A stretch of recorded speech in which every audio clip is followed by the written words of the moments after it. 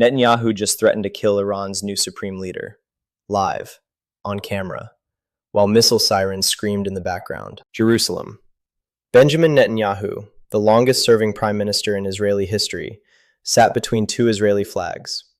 He had not spoken publicly since the war began. 12 days of silence. While bombs fell on Iran, while Iranian missiles screamed toward Israel, while the Strait of Hormuz, the world's most critical shipping lane, was blockaded, while oil hit $100 a barrel, while tankers burned in Iraq. 12 days. And then he spoke.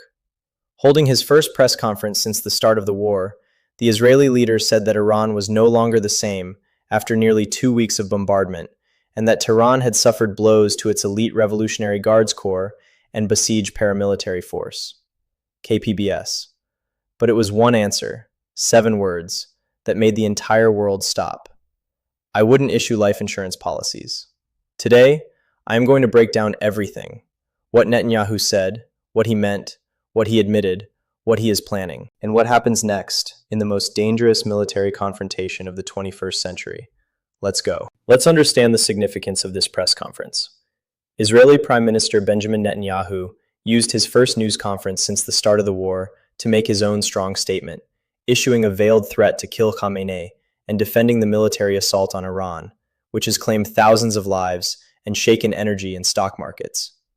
WFAE. This is the first time Netanyahu has spoken publicly since Operation Epic Fury began on February 28th. 12 days of war. Think about what has happened in those 12 days. Iran's supreme leader Ali Khamenei, killed. Iran's Revolutionary Guards Corps, severely degraded. Iran's nuclear facilities, struck. Iran's new supreme leader, Mojtaba Khamenei, installed. Strait of Hormuz, blockaded. Oil prices, surging toward $100. Hezbollah, firing from Lebanon. Iran, launching 10 waves of missile attacks. And through all of that, Netanyahu said nothing publicly. Until today. The fact that he chose now to speak, after Mojtaba Khamenei made his first public statement, is not a coincidence. This press conference was a direct response, a message, delivered in the language of geopolitics, to a specific audience of one. Now, the moment everyone is talking about. A reporter asked Netanyahu directly, "What will Israel do to Iran's new supreme leader, Mojtaba Khamenei?" And Netanyahu, without hesitation, without notes, without any apparent calculation, said 7 words that will echo through history. I wouldn't issue life insurance policies on any of the leaders of the terrorist organization. NPR. Let me break that down. I wouldn't issue life insurance policies. In plain English, I would not bet that these men will be alive. This is a sitting prime minister, in the middle of an active war, saying publicly, on camera, to international media, that he is considering killing the supreme leader of Iran, and the head of Hezbollah, both. He added, I don't intend to provide an exact report here about what we are planning or what we are going to do. NPR. He is not denying it. He is promising it, just not telling you when. Now, here's the detail that makes this press conference unlike any other in modern history. As Netanyahu spoke, sirens warning of incoming missile fire from Iran blared across much of central Israel. WFDD, let me say that again. While the Prime Minister of Israel was issuing threats against Iran's supreme leader, Iranian missiles were flying toward Israeli cities. The sirens were real. The missiles were real. The people running to bomb shelters were real. And Netanyahu, sitting between his flags, answering questions on video link, did not flinch, did not pause, did not even acknowledge the sirens. He just kept talking. That image, a prime minister issuing assassination warnings, while missiles rain on his country, is the image of this war. Raw, defiant, extraordinary. Now let's talk about the man Netanyahu just threatened. Mojtaba Khamenei, Iran's brand new supreme leader. Netanyahu has described Mojtaba Khamenei as a puppet of the Revolutionary Guards, referring to the elite force at the forefront of Tehran's attacks. CNN, a puppet. That word is deliberate. Netanyahu is not just threatening Mojtaba, he is delegitimizing him, saying, this man is not a real leader. He is controlled by the IRGC. He is a figurehead, and figureheads can be removed. Mojtaba Khamenei assumed leadership following the death of his father, Ali Khamenei, during the opening Israeli airstrikes on February 28th. Iranian officials confirmed the younger Khamenei suffered light wounds in those initial attacks, though details remain undisclosed. Jefferson Public Radio. Think about that. Iran's new supreme leader was wounded in the same strikes that killed his father. He took power injured, grieving, under fire. And now, Netanyahu is publicly suggesting he may not survive much longer. This is psychological warfare at the highest possible level. Now let's talk about what Iran did before Netanyahu's press conference, because the timing is critical. Iran's newly appointed supreme leader, Mojtaba Khamenei, declared on Thursday that his country will continue blocking the Strait of Hormuz indefinitely as leverage against ongoing American and Israeli military operations. Jefferson Public Radio, indefinitely. Not temporarily. Not as a negotiating tactic. Indefinitely. The Strait of Hormuz is the most important 21 miles of water on Earth. Every single day, before this war, 17 million barrels of oil passed through it. 17 million barrels. That is roughly 20% of the world's oil supply. Every day. Gone. Iran's new leader's statement called on neighboring countries to close American military bases and vowed revenge for fallen Iranian martyrs. Jefferson Public Radio. Close American bases. This is a call to every country hosting American troops: Saudi Arabia, Qatar, Bahrain, UAE, Kuwait, to expel American forces. If any of them listen, the entire American military position in the Middle East collapses. This is Iran's nuclear option. Not a nuclear bomb, but the power to shut down the global economy, and they just used it. And the world is already feeling the consequences. Oil hit $100 despite record IEA reserve release. Jefferson Public Radio, $100 a barrel. The International Energy Agency, the world's emergency oil reserve body, released record amounts of strategic reserves, and oil still hit $100. That tells you everything about how serious the Hormuz blockade is. For you, at home, this means gas prices rising, heating bills rising, everything that requires transportation rising, food prices rising, airline tickets rising. The Iran war is not just a Middle East story. It is an American kitchen table story. Every family in America, regardless of politics, is going to feel this war, in their wallet, every single week, until the Strait of Hormuz is open again. And Netanyahu's press conference today did not open it. It made it more likely to stay closed. Now, here's the moment in Netanyahu's press conference that nobody is talking about enough. Because between the threats and the defiance, Netanyahu said something remarkably honest, something that reveals the real challenge at the heart of this war. Israel has said the aim of its assault on Iran is to eliminate what it views as the existential threat posed by Tehran's nuclear and ballistic missile programs. It also says it wants to cause a collapse of government by encouraging Iranians to rise up. WFDD encouraging Iranians to rise up. That was the plan. Bomb Iran hard enough, destroy its military, weaken its economy, and the Iranian people, who have been protesting for years, will overthrow the regime themselves. But then Netanyahu acknowledged the uncomfortable truth. Netanyahu acknowledged that Israel's joint air war with the US may not lead to a collapse of Tehran's clerical government. KPBS may not. The Prime Minister of Israel, in the middle of an active war, admitted that the war may not achieve its stated goal. While many Iranians want change, and some openly celebrated the death of Ali Khamenei, whose security forces killed thousands of anti-government protesters just weeks ago, there has been no sign of protest since the war began. WFDD, no protests. When a country is being bombed, even people who hate their government rally around the flag. This is the lesson of every war in history. And Netanyahu just acknowledged that Israel may have activated it. And then there is the Northern Front. Netanyahu vowed to keep hitting Lebanon's Hezbollah after the Iran-backed group opened fire on March 2nd to avenge Israel's killing of Iran's supreme leader Ali Khamenei, Mojtaba Khamenei's father, at the start of the war. KPBS, March 2nd. Just 2 days after the war began, Hezbollah, Iran's most powerful proxy, launched rockets into Israel, not out of strategic necessity, out of revenge, for the killing of Ali Khamenei. And Netanyahu was asked, "What about Hezbollah's chief Naim Qassem?" His answer was the same 7 words. "I wouldn't issue life insurance policies." So Netanyahu is now threatening Iran's supreme leader, Hezbollah's chief, both, simultaneously, while fighting an active war on multiple fronts. This is either the most audacious military strategy in modern history, or an overextension that history will judge harshly? Possibly both. Now, let's talk about the relationship that is driving everything. Netanyahu said he and US President Donald Trump speak daily, and that their conversations are free and open in nature. Texas Public Radio daily. Every day. The Prime Minister of Israel and the President of the United States, on the phone, coordinating the most complex military operation in the Middle East since the Gulf War. Free and open. That phrase is significant. It means they disagree, they debate, they push back on each other. It is not a rubber stamp relationship. And that matters, because America and Israel may not always agree on how far to take this war. America has its Iran strategy. Israel has its Iran strategy. They overlap, but they are not identical. The question of whether to kill Mojtaba Khamenei may be one of those areas where the two allies see things differently, and the answer to that question will define the next phase of this war. Netanyahu made specific claims about Iran's military capability. The Israeli leader said that Iran was no longer the same after nearly 2 weeks of bombardment, and that Tehran had suffered blows to its elite Revolutionary Guards Corps and Basij paramilitary force. CNN, no longer the same.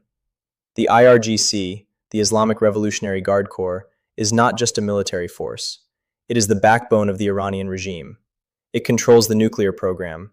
It funds the proxy networks. It runs intelligence operations. It suppresses internal dissent. If the IRGC has been genuinely degraded, that is strategically significant. The Basij, the paramilitary volunteer force, is the regime's internal security apparatus, the force that crushed protesters in 2019 and 2022. If both have been degraded, the regime's ability to survive internal pressure is weakened. But Netanyahu also acknowledged that weakening the IRGC has not yet triggered a popular uprising, which means, for now, the regime is wounded, but standing. Now, when Netanyahu says, "I wouldn't issue life insurance policies," he is not making an empty threat. Israel has a documented, confirmed, undeniable track record of eliminating its enemies. In 2024, Israel killed Hamas leader Yahya Sinwar in Gaza. In 2024, Israel killed Hezbollah leader Hassan Nasrallah in Beirut. In 2024, Israel killed Hamas political chief Ismail Haniyeh in Tehran. Yes, in Tehran. Israel killed an enemy leader in Iran's capital city, before this war even started. And at the start of this war, Israel killed Iran's supreme leader, Ali Khamenei, the most protected man in Iran, gone. So when Netanyahu says Mojtaba Khamenei should not count on life insurance, he is speaking from a track record, a documented, proven, terrifying track record, of doing exactly what he is suggesting. Now let's think through the scenario that Netanyahu is implying. What happens if Israel kills Mojtaba Khamenei? The answer, strategically, is deeply uncertain. Scenario 1. The regime collapses. This is what Israel and America are hoping for. Remove the supreme leader. The clerical structure fractures. The Iranian people rise up. The Islamic Republic ends. But Netanyahu himself has acknowledged this may not happen. Scenario 2. Iran becomes more dangerous. History shows that killing a leader sometimes unifies a country rather than dividing it. Iran has a succession mechanism. Another supreme leader would be chosen. The military, the IRGC, would remain, and the motivation for revenge would multiply. Scenario 3. Regional apocalypse. Iran, or its remaining proxies, respond to the killing of a supreme leader with everything they have. Hormuz stays closed. Hezbollah goes to maximum fire. Iraqi militias attack American bases. Oil hits $150. World economy enters recession. Netanyahu is gambling that scenario 1 happens. History suggests scenario 2 or 3 is more likely. And that calculation, that existential gamble, is what this war ultimately comes down to. While Netanyahu spoke, the physical consequences of this war were burning. Literally. Tankers burned in Iraq. Jefferson Public Radio oil tankers. On fire. In Iraq. The global energy infrastructure, the arteries of the world economy, under attack. Every tanker that burns is a message. Every barrel of oil that does not reach its destination is leverage.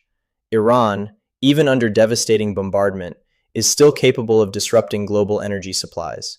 Still capable of raising the cost of this war for everyone. America, Europe, Asia, every country that needs oil, which is every country on Earth. The burning tankers are Iran's answer to Netanyahu's press conference. You can threaten our leaders, but we can burn your economy. That is the standoff. And right now, neither side is backing down. Let's return to one of Netanyahu's most significant claims. Netanyahu said that Iran was no longer the same after nearly 2 weeks of bombardment. KPBS no longer the same. What does that actually mean? Israel and America have struck. Iran's nuclear facilities, Iran's IRGC headquarters, Iran's ballistic missile storage sites, Iran's air defense systems, Iran's leadership compound. These are not minor strikes. These are the foundations of Iranian power. If the claims are accurate, Iran's ability to wage conventional war has been significantly reduced. But here's what has not changed: Iran's will to fight.